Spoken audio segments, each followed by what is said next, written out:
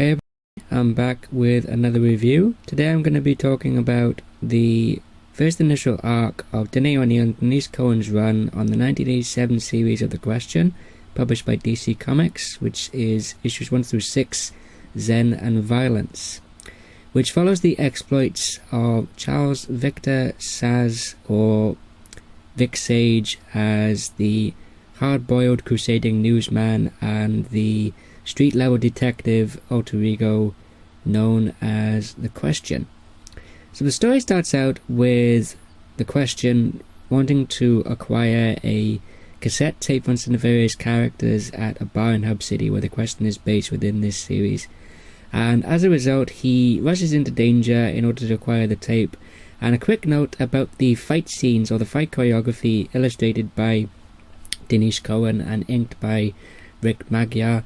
The fight scenes are excellently choreographed. This is partially because, I'd imagine, from the input from both Denys Cowan, who is himself apparently, according to the letters pages, answer the question in issues 1 and 2, is himself an accomplished martial artist, as well as input from Ernie Colan, who was apparently the first initial choice for the artist for the series before Denys Cowan landed the assignment. And so, as I've stated, Vic Sage is a newsman for Cable, which is one of the news stations in Hub City, and as a result, he's one of these newsmen that gets in everybody's faces and tells a lot of uncomfortable truths and causing a lot of trouble for some very bad people, particularly some bad people within the mayoral administration of Hub City, which is the current mayor is Wesley Furman, who is himself supposedly, or at least we're given the impression to be pretty much a puppet mayor, being run by a religious zealot by the name of Jeremiah Hatch, who comes into play later on with schemes and hidden agendas of his own. Ultimately, Vic Sage ruffles one feather too many, and as a result he walks straight into a trap, and he winds up getting himself beaten to death and then thrown into the river. And he's actually pulled out by Lady Shiva, of all people. And once he recovers, he actually receives a scolding from Batman for rushing headlong into danger regardless of the consequences. Pretty much, he accuses him essentially of trying to throw his life away. He gives the impression that he believes that, or Vic believes that his life isn't very important, and so he's trying to throw it away every chance he gets. And so as a result of this, once he's recovered, Sage actually goes on a crash course in martial arts, Zen mastery and meditation, overseen by Lady Shiva, who rescues him apparently because she believes he has a passion for combat, and as a result of this he becomes a different character. The combination of the near life and death experience and the crash course in martial arts, Zen mastery, meditation, and to a certain extent yoga, is a different character. As a result, he's more calmer, he's more level-headed, and as a result of the martial arts crash course, the bad guys can't land a punch on him because they can't get near him. So, and as I've said, the fight scenes and the fight choreography in this is excellently portrayed and choreographed. So as a result, we get more of the story of Jeremiah Hatch, who is himself a religious zealot who wishes to start a race war in Hub City between the whites and the blacks by framing a black leader of one of the groups, which is a section of the mayor's enemies, by blowing up a bus full of white school kids. And so as a result, we see Vic Sage doing a bit of detective work, going to the bus depot, trying to find out where this supposed targeted bus is headed. And so as a result of this, he actually manages to stop the bus by actually tackling the would-be bomber atop of the bus and throwing the bomb away.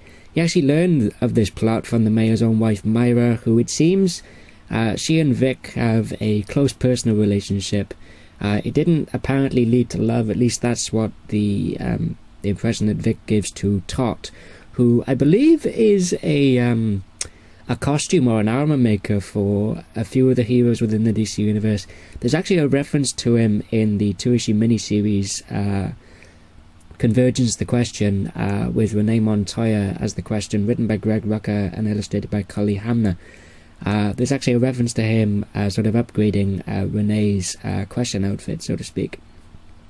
And over the course of this first arc, we actually learn a bit about Vic Sage's backstory. We learn that he was an orphan, he moved around a lot as a kid before settling in Hub City. He even admits to Todd that the city when he was growing up, it wasn't a bad place to live, but since then it's apparently become a cesspool, and so he's trying to do his bit to clean up the city by going out and fighting crime as the masked vigilante of the question. There's some really great character growth for him, admitting the fact that the dual identity may be taking its toll on him, given that he's in his 30s, he's no longer a young man. Perhaps he's sort of feeling the strain, and as a result he's turning to other vices, particularly becoming once again a smoker, because apparently he gave up and he's now started back on the cigarettes again. And also as a result, you start to see that the some of the pressures of dealing with the dual identity are also starting to apparently take its toll on him. While at the same time, this is a heavy series with very adult tones and adult storylines and adult themes. There's also some nice quieter moments which are quite sort of fun in the feel-good factor, whereby you have Vic Sage actually stopping by the orphanage where he was raised himself as a kid, helping some of the orphans build a snowman at the end of issue 4. Particularly one of them, Jackie, who was Myra's own daughter, who was apparently forced to marry the mayor in order to keep Jackie safe. Again, this was a plot by the religious zealot Jeremiah Hatch, who we finally get more of his inklings into his plans later on.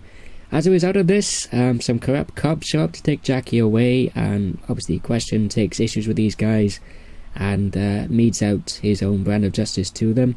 As a result, we see that Jeremiah Hatch is actually quite mad. He attempts to sacrifice Jackie, likening it to the Abraham sacrifice to God in Genesis verse 22. And as a result of this, Question actually manages to stop him, and there's also some exploration of the morally ambiguous with the Question, actually wanting to kill Hatch, but fortunately for Hatch he decides not to. But I won't spoil how that section of the story ends. As a result of this, we also see some more character growth for him, in terms of his feeling guilty and responsible for Hub City descending into chaos, since he's pretty much dissolved the key players in the corrupt aspect of the mayoral administration. And as a result, Todd even tells him, you feel guilty, that's fine, but at the same time, not every problem in the city is your fault. It's not your fault that the city's pretty much going to hell. You just need to sort of accept your portion of the guilt, but don't beat yourself up about it. And so Vic believes that it's a reporter's job to tell the truth no matter what, which he believes that if all the news reporters in Hub City had done their jobs and reported on all the things they should have reported on, the city wouldn't have got into the current state that it is. So there's that sort of emotional growth and character growth for him. But we also see earlier on, learning the Zen philosophies of losing concentration forces you to...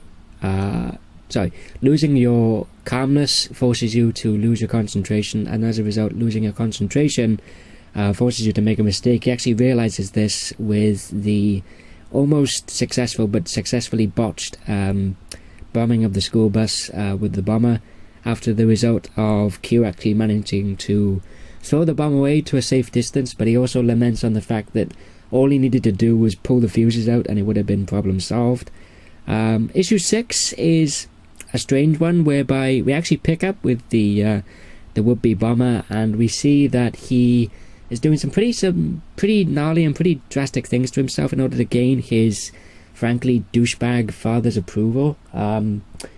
We see that with this heavy hints that the father doesn't like the son very much, because apparently it's heavily hinted at that he believes that his son is gay, and so he scolds him for that, saying that his mother would be ashamed, etc., etc. And so the son feels goaded into doing the bomb plot, but is thwarted by the question, and as a result he comes back later at the end, trying to gain his father's approval by doing something pretty gnarly and pretty drastic, but I won't spoil how the story ends. This arc serves as an introduction for the character of the question, setting up him becoming more calmer, more reserved, more level-headed, becoming slightly more badass, even though he was a badass to begin with. But there's more of a finesse to his exploits, especially his martial arts, after being taken under the wing of Lady Shiva, sort of brushing him off and giving him a crash course in not only that, but also, as I've said, Zen mastery, meditation, and to a certain extent yoga as well. But yeah, this series thus far, this first arc, is absolutely fantastic. The writing and the storytelling by Denny O'Neil is absolutely impeccable. Again, same with the art by Denys Cowan and the inks by Rick Magyar. If you're a fan of Denny O'Neil from his work on Green Lantern, Green Arrow, Batman, Iron Man from Marvel, or if you're a fan of the question from his appearances in Justice League Unlimited, voiced by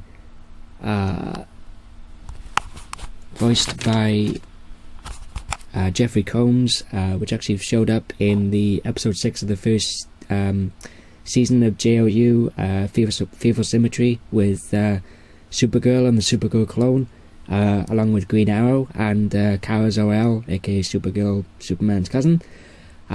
He's also shown up in Batman Brave and the Bold. So if you're a fan of the question from his TV portrayals and you're wanting to read sort of the comic-based, or the actual comic-based side of the question, I cannot recommend this initial arc highly enough, as again, absolutely fantastic stuff. It's heavy in the themes and the adult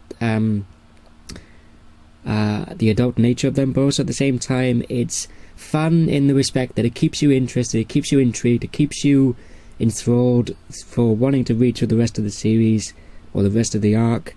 And it's just a really fantastic first arc, and I cannot wait to read more and see where the question goes from here. Thank you everybody as always for watching. As always, feel free to leave a comment below in the comment section. Like or dislike the video, but if you dislike it, by all means feel free to tell me why in the comments below. If this is your first time viewing my videos and you'd like to see more from me in the foreseeable future, by all means please feel free to subscribe. And until next time, this is Gambit896 signing off, and I'll see you guys next time. Take care.